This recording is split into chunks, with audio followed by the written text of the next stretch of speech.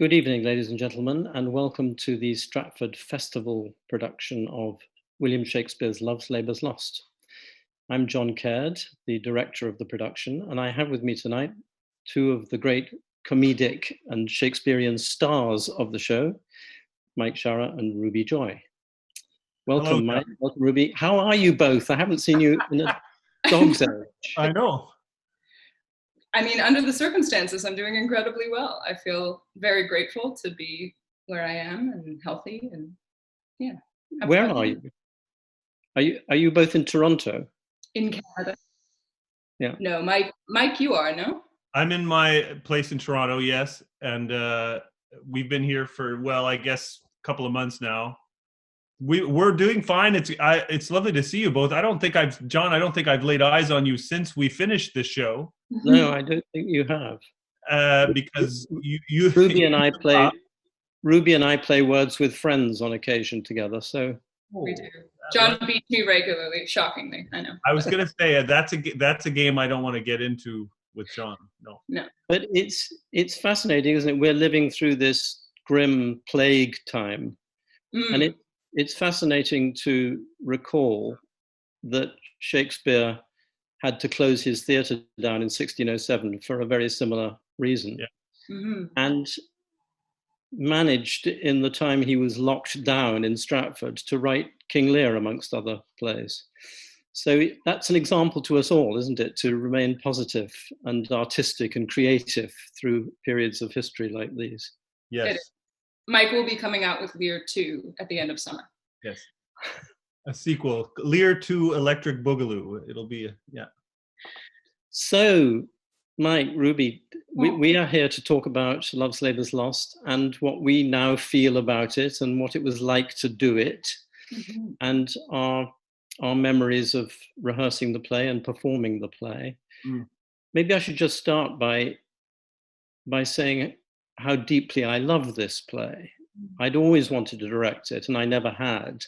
Right. And it was wonderful to be invited to direct the play at the Stratford Festival by Anthony. And the reason I love the play so much is that it's probably Shakespeare's first really deeply serious play. Although it's a comedy, it was written at a time when Shakespeare was falling in love with his own use of the English language. And so it's absolutely packed with the most wonderful use of language, the most wonderful comedic fancies. And it's as if you're watching Shakespeare himself falling in love with his own craft, with his own dexterity. And I wondered how you two remembered that in terms of playing characters that were crafted so early on in Shakespeare's career, and whether they relate to other Shakespeare plays that you've done and parts that you've played. I mean, I just loved the language in it and the poetry, and as you say, the kind of experimentation and trying to find the right word.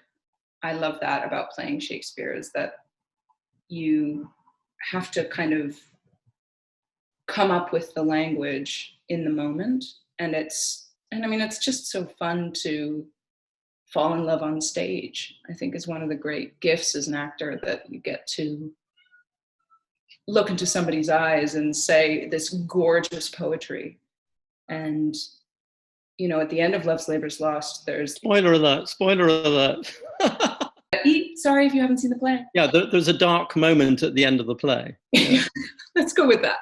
You know, I think what she says at the end too, too short a time to make a world without end bargain in, that you realize that all this gorgeous play isn't tried and true, you know, which is perhaps again indicative of where Shakespeare is he's trying to come up with the stuff that's going to make these stories stick. Yes, I mean, in the end, the main theme, the driving theme of the play is a sort of competition between intellectualism on the one hand and emotion and love on the other.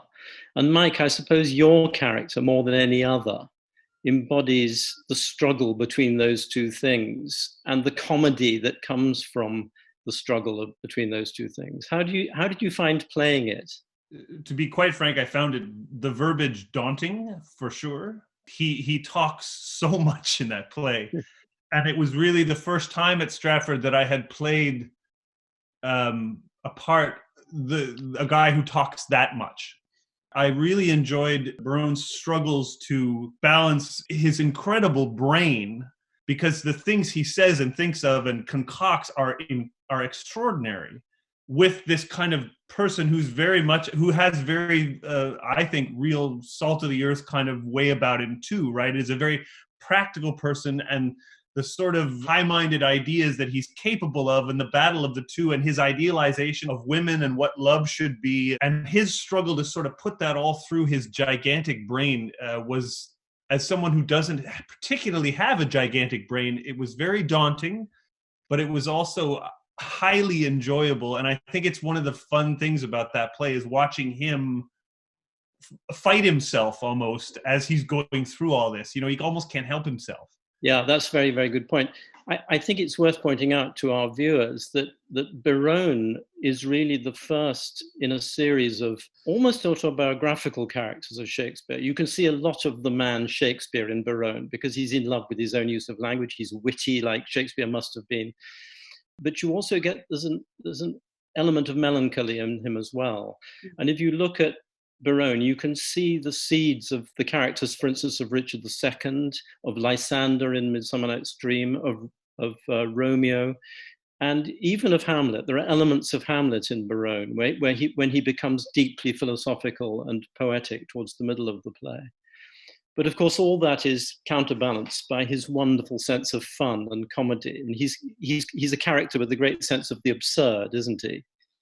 Yes, and I absolutely loved his ability to kind of be both almost instantaneously. And there's almost, for as you said, for an early play of Shakespeare's, there's a real ability of his to see his own kind of flaws almost as soon as he, that's a very good point and a very important point, because actually there are two other main male characters in the play. There's Don Armado de Adriano, who has no sense of his own flaws at all. He sort of lives in his own flaws in the most wonderfully flamboyant way.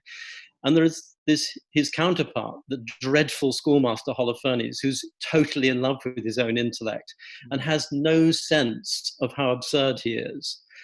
And of course, Berowne is the opposite of that. Berowne has a deep sense of his own absurdity, and indeed the absurdity of everybody who gets involved in the love game. It's a very human and very complex thing to play.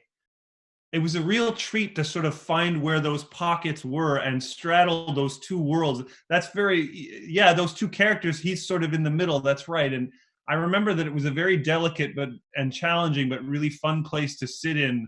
That through the course of one of those big long speeches he has, he could actually go back and forth between the two several times, flagellating himself for his own pompousness 2 lines after having said the most beautiful, profound things. You know, it was a real treat to do that. I think, Ruby, it's what we're describing here, I suppose, is that in their different ways all the way through the play, the plot relies a great deal on the men making total asses of themselves. Yes. The King of Navarre, played by Sanjay, and Berowne and their 2 friends, and Holofernes, and all of the men in the play behave in a ridiculous way by the end of the play. Some of them very ridiculously. And in a way, the women escape that. They fall into a certain amount of folly, the women. But to what extent, Ruby, do you think this is a sort of feminist play, where the women have to sort out all the problems that the men create? What I enjoy about the play is that the women test the men, that they are able to flip the men's jests or attempts or poetry back on them and reflect it back to them and say it's not good enough, that the joke's value is in the ear that hears it, not in the tongue that speaks it. And I think that rings true for me. This is a very, very early play of Shakespeare's, but an even earlier one, which is actually a much more problematical play, The Taming of the Shrew, is a play which is, I think, deeply unfair to women. In The Taming of the Shrew, the balance is given far too generously to Petruchio and not enough to Kate. And Kate is made to work for her place in the play in a way that Petruchio never is. And I sometimes think that Shakespeare might have felt that he owed women a little bit of payback, and that this play was his first attempt to do that. And of course, his later plays like Twelfth Night and As You Like It, the women have absolutely the moral authority over the men. But I think this is the first of Shakespeare's plays when women do really have the moral advantage. Well, and I think what I really enjoyed about the princess's journey specifically is that she's there on a diplomatic mission. She's there for Aquitaine and the 100,000 crowns, and she is surprised by the affection and flirtation that arises. I mean, obviously there are courtships. You don't, go dressed as you are and not expecting sort of attempts, but that women often have to navigate a very diplomatic place in their kind of professional lives, as well as we all do, as well as these very personal emotions. And I think in Shakespeare's plays specifically, it gives them a really fun place to play from. The heroines tend to navigate between those two and their way through that forest. And the fun ones like Audrey or, that come forward and just sort of spill everything out are delightful. You mean Jaconetta? But in Audrey in Audrey in As You Like It, yes. Thank you. Yeah. There's a different thing that Jaconetta has to navigate in this play, which is the consequences of your actions, right? And I think that's also what the men are forced to navigate in the play. I don't know if that answers your question. No, it makes sense. I mean, Mike and Ruby, one of the things that I think is fascinating about the play, and in fact is true of all Shakespearean comedy, is that the comedy can't work at all without a live audience. And it's not just laughter, is it? It's attention.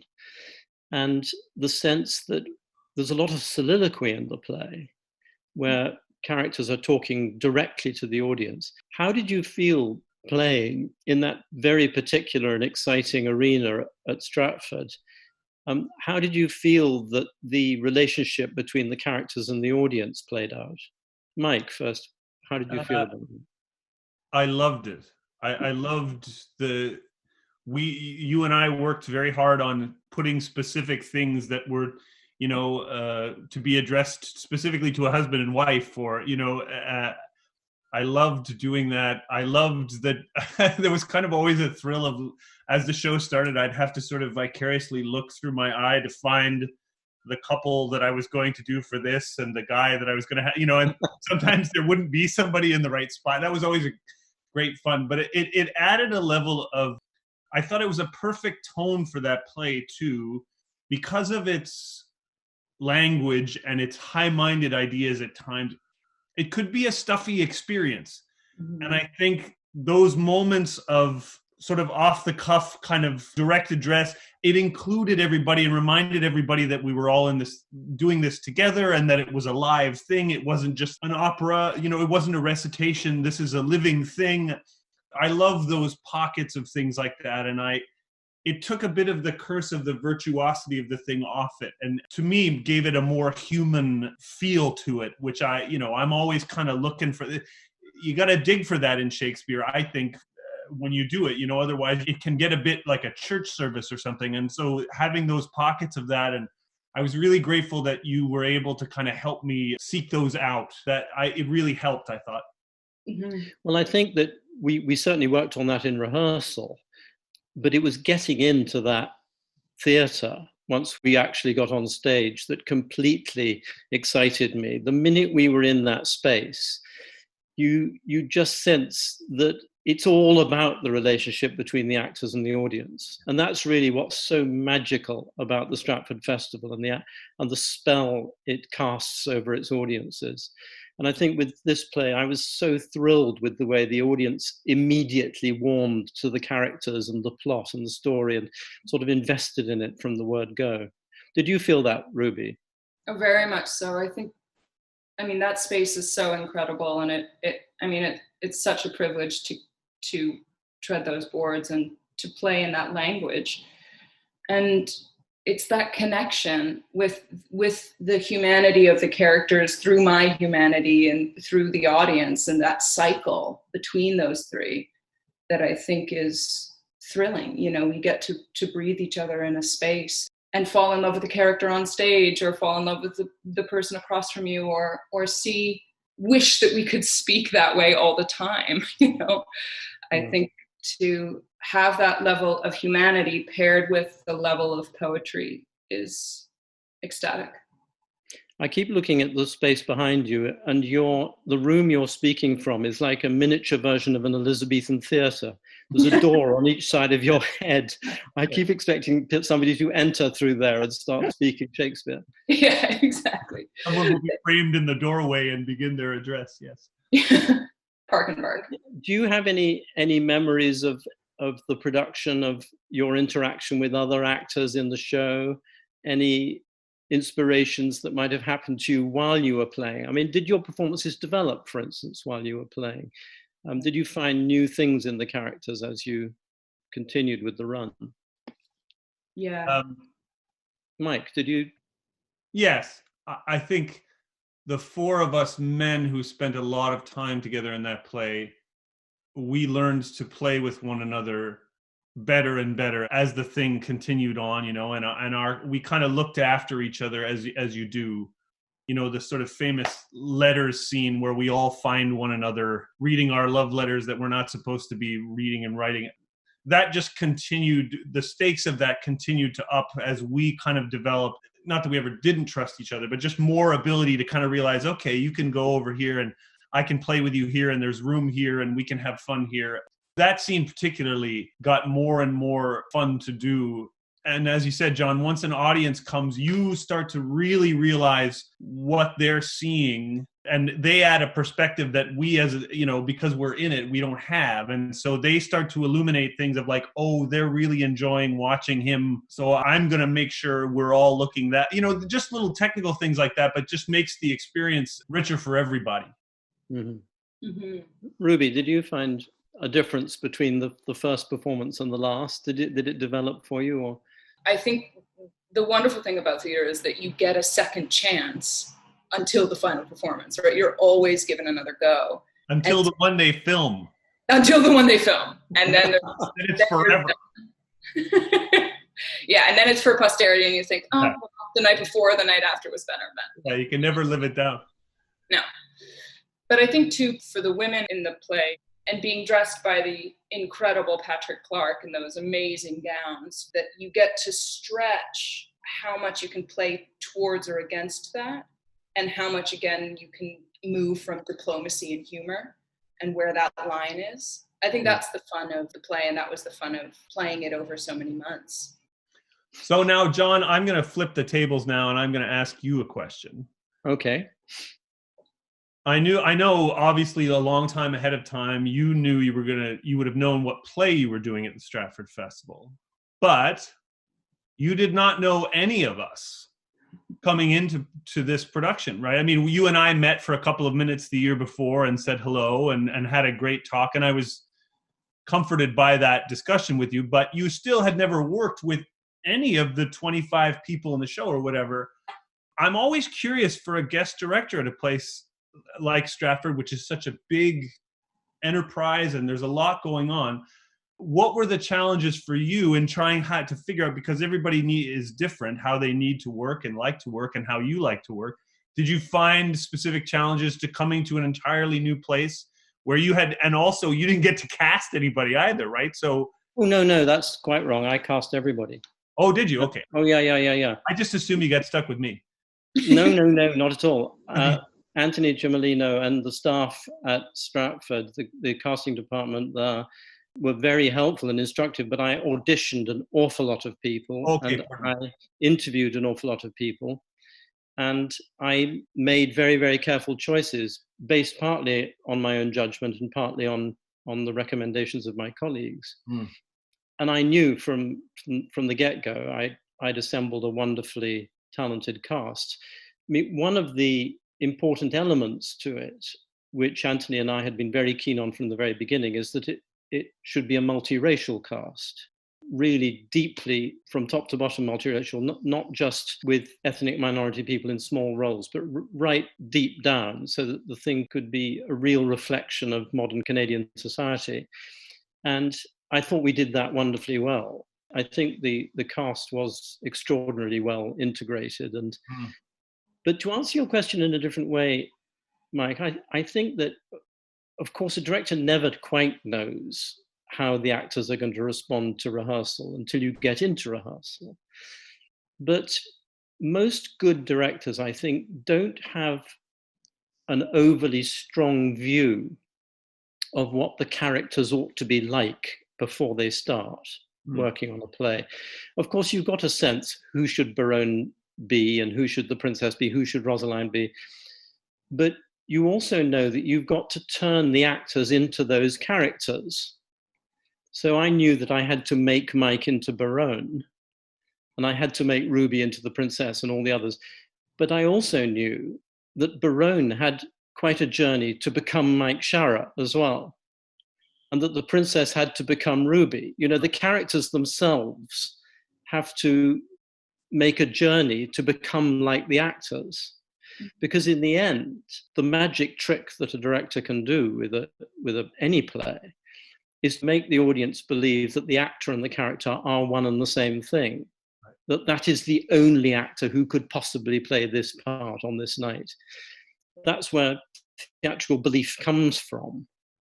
And so getting to know you all in the first couple of weeks of rehearsal and reading the play in great detail and listening to your jokes and your badinage between you and how clever you all were or not quite so clever or whatever, you know, making judgments about people's tastes and wit and comedic abilities and senses of humor all helped me to turn you into the characters, but also to turn the characters into you. And it's part of the trick of having a happy production is to turn the rehearsal period into a sort of chemical reaction where actors are mixed with characters until they magically coalesce one into the other. That's really interesting. You mentioned Patrick Clark, and it was absolutely beautiful to look at. I was so thrilled with what it looked like in the end. And we should say a little something about the music as well. Josh. Gorgeous. Josh Schmidt's music is absolutely beautiful. Very simple in a way, but very, very effective.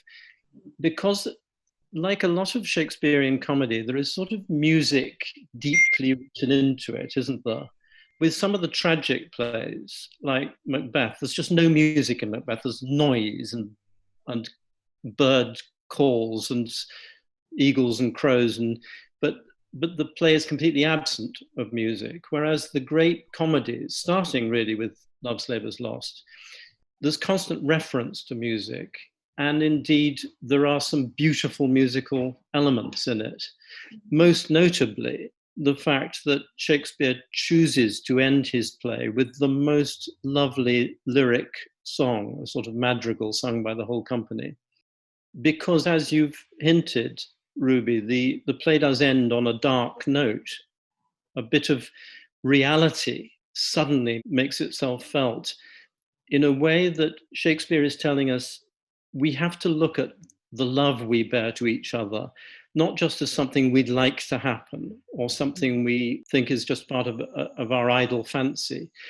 But love, if it's worth anything, has to be proved by something. And that's the message at the very end of the play. And somehow that beautiful song at the end of the play underlines the deep humanity that binds all the characters together as they sing and have a moment of wondering what's happened to them throughout the drama. What did you feel, both of you, at the end of each evening as you were singing that song or watching that song being sung? There's such a lovely, I think you mentioned the word melancholy before.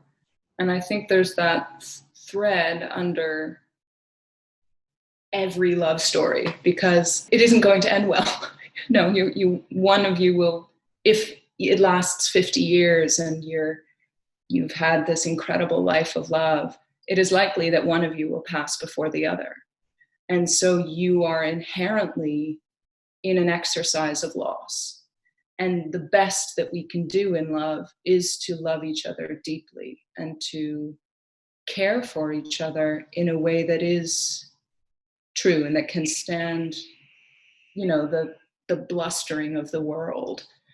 And so that ending for me was just gorgeous. And the invitation to the audience of sort of you that way, we this way, is a reminder that this is precious, what we have, and it deserves to be valued.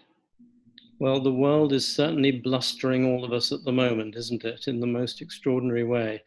And I just hope that this beautiful play will help members of our audience feel a little bit more courageous and loving as a response to their being blustered so remorselessly. Yes. Thank you both for joining me. Mike, it's great to see you again. Wonderful John, to see you. I'm still wearing the Maple Leaves t-shirt that you gave me all the way through the winter. It's the warmest garment I've ever been given. My work here is done. John, I just wanted to say how great it is to see you again. People who watch this show should know that what a profound, I think I can speak for Ruby and the rest of us, what a profound treat it was to have you come. It's the only time you've ever directed at Stratford, and I can't tell you what it meant to all of us and how lucky we all felt to have you there guiding us through a challenging piece at it. It was our third show that summer for a lot of us. We were tired, and it was a joy to do. And I'm going to officially begin an online petition right now for you to come back to Stratford. Yes. Well, I can tell you without a question of doubt that I would adore to come back. It was one of the happiest productions I've ever done, in the most beautiful place, where audiences and actors and staff at the theatre are all living in a sort of demi-paradise, both artistic and environmental. I had such a lovely time living there over that summer. It was lovely having you and meeting your family, and having you all there was just a joy. So I hope you'll keep those nice memories with you, and maybe I can try to convince Anthony to have you return. Something else for you to come and do. That would be lovely. And Anthony and I do talk about it from time to time. Okay, great, good. That's all I want to hear. It would be lovely if that could happen again. That's all I want to hear. That's great. Yeah. It was such a gift, and it was an incredibly happy production to work on. So. Yeah. Well, that's lovely to hear. That's the nicest possible thing for any director to be told about his work. Well, it's very true, my man. We miss you very much. It's good to see your face, and I'm glad you're well.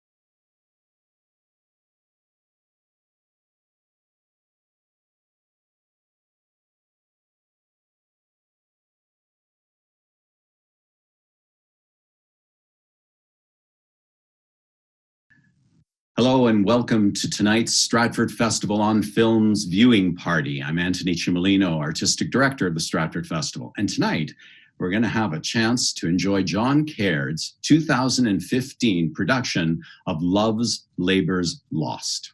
Now, when we launched this free streaming series, we organized our 12 films into 4 quartets of triplets, each exploring a theme relevant to the current pandemic. Love's Labour's Lost concludes that second triplet of this series, which we titled Isolation. In this early Shakespeare comedy, bubbling over with the giddy energy of youth, 4 guys decide that they're going to quarantine themselves from the world for reasons not pandemic, but academic. And they want to devote themselves to study. But no sooner have they sworn to do so that 4 extremely attractive young women show up at their doorstep. So you can imagine how well their plan goes.